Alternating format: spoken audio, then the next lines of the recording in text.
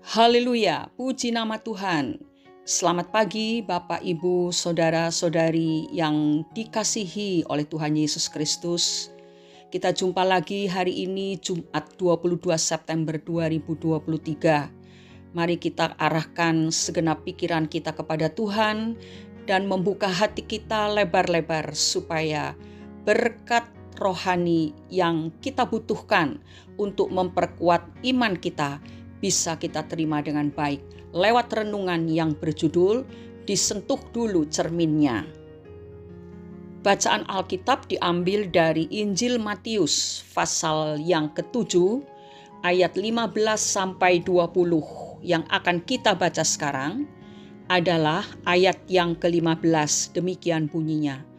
Waspadalah terhadap nabi-nabi palsu yang datang kepadamu dengan menyamar seperti domba, tetapi sesungguhnya mereka adalah serigala yang buas. Pernahkah saudara menyaksikan film action barat yang memiliki sebuah adegan ketika penjahat sedang diinterogasi di sebuah ruangan tertutup dengan seorang polisi? Di ruangan tersebut terdapat cermin yang sangat besar.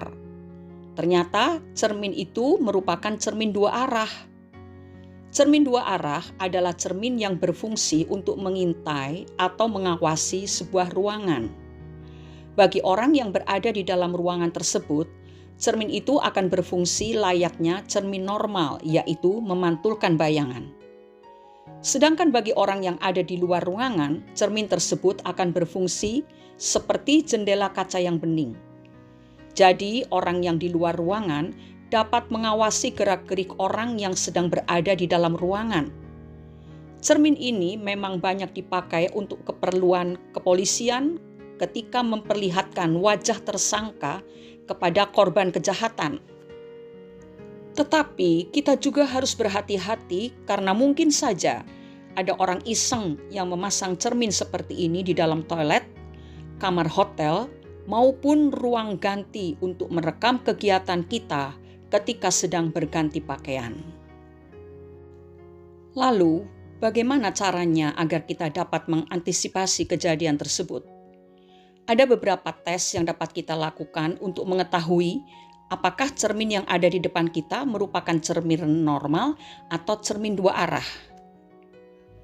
Pertama-tama, perhatikanlah bagaimana cermin tersebut dipasang.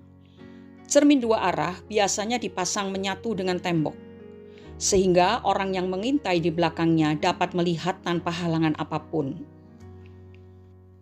Cermin normal biasanya tidak menyatu dengan tembok. Cara kedua adalah dengan mengarahkan sinar lampu senter terhadap cermin tersebut. Jika ada pantulan cahaya di belakang kaca, berarti itu bukan cermin normal. Dan cara yang ketiga adalah dengan menyentuhkan kuku jari kita di cermin. Jika ada jarak antara kuku kita dengan bayangan kuku di cermin, berarti itu cermin normal. Jika kuku kita langsung menempel dengan bayangan kuku di cermin, berarti itu cermin dua arah. Saudara, selagi kita hidup, kita harus memiliki kewaspadaan dalam segala segi kehidupan kita.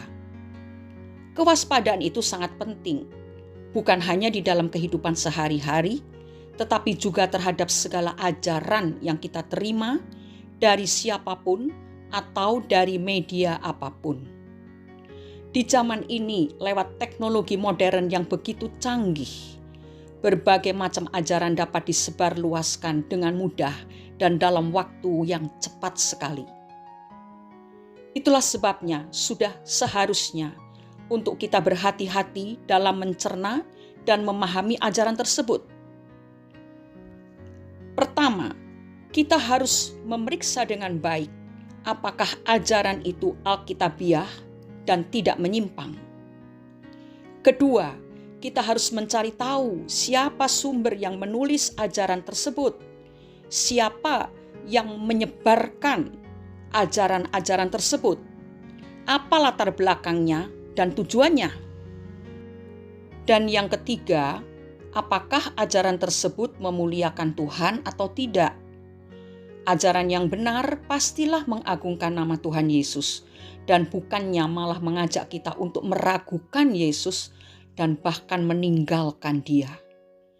Saudara, jangan mudah percaya dengan berbagai macam teori apapun juga, walaupun itu disampaikan oleh orang-orang yang saudara kenal sebagai pengajar-pengajar atau sebagai pemberita-pemberita Injil yang terkenal.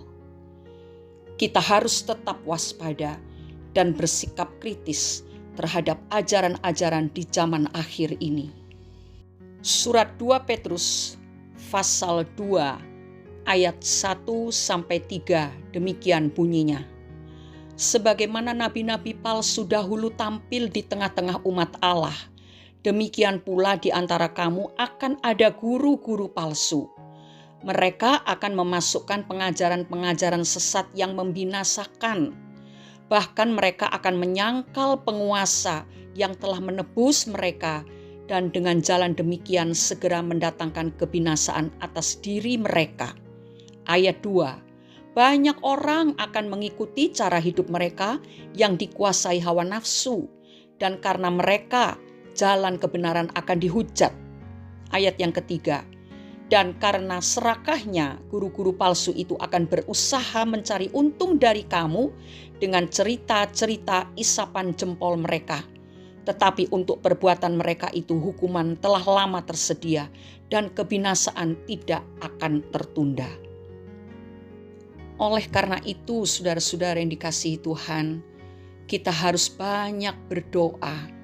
Kita harus selalu membawa diri kita ini mendekat dan terus mendekat kepada Bapa Sorgawi, supaya kita tidak mudah ditipu oleh si jahat lewat ajaran-ajaran palsu yang disampaikan oleh nabi-nabi palsu itu.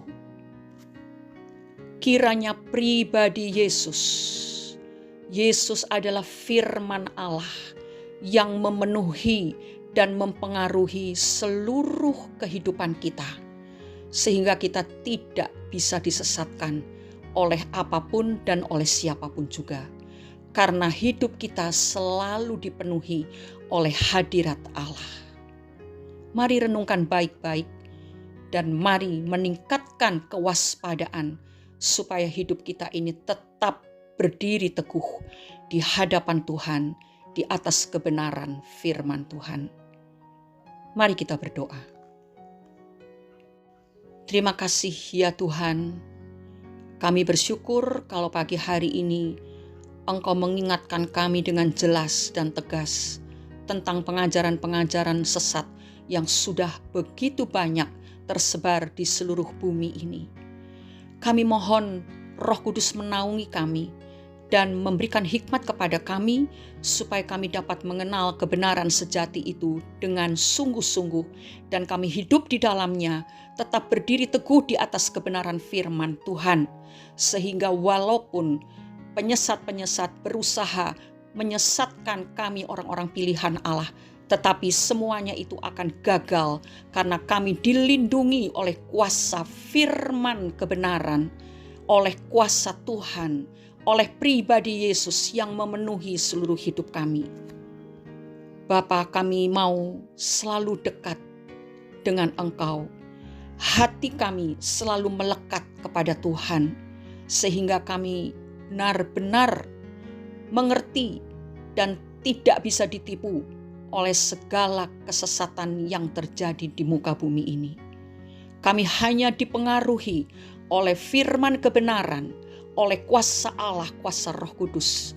Dan kami terus memandang kepada Yesus, Sang Juru Selamat yang sudah menyelamatkan kami. Dan memberikan kepada kami kehidupan kekal pada saat nanti sangkakala Allah berbunyi. Kami akan bertemu dengan Yesus di awan-awan yang permai. Dan kami akan hidup selama-lamanya di dalam kerajaan surga yang kekal. Kuatkan kami Bapa, karena terlalu banyak tantangan pergumulan yang menghantam hidup kami. Tetapi kalau Yesus ada dalam hidup kami dan kami selalu melekat kepada Tuhan, maka kami percaya kami akan kuat dan kami tetap kuat sampai kami bertemu muka dengan kekasih jiwa kami, yaitu Tuhan Yesus Kristus. Terima kasih ya Bapa di surga. Di dalam nama Tuhan Yesus Kristus, kami sudah berdoa dan mengucap syukur untuk hari ini, untuk berkat-Mu hari ini bagi kami semua. Haleluya, amin. Janganlah kita disesatkan oleh berbagai-bagai ajaran asing. Yang paling baik ialah bahwa hati kita diperkuat dengan kasih karunia Allah di dalam Tuhan Yesus Kristus. Selamat berkarya saudara-saudara. Dengan Tuhan kita pasti kuat. Tuhan Yesus menyertai dan memberkati kita semua. Amin.